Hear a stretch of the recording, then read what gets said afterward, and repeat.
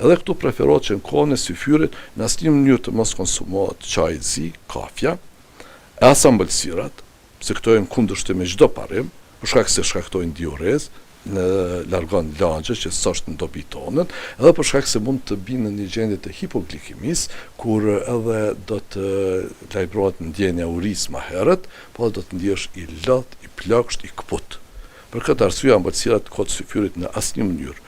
Ambëlsirat mund të lihen në kohën e iftarit, atë kur dy pak energji pa tepër, edhe pijet energjike, jo pijet energjike që blen, po kafe, çaj i zi, këto kanë kafein, këto preferon kohën e iftarit.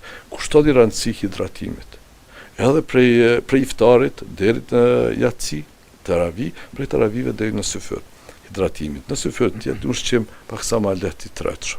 Mund të shkohet me smoothie, mund të shkohet, sidomos unë preferoj jogurtin probiotik, pastaj edhe kefiri shumë i mirë, se e rregullon florën normale të baktereve në zor. Edhe do të kemi një funksionim më të mirë të traktit tretës.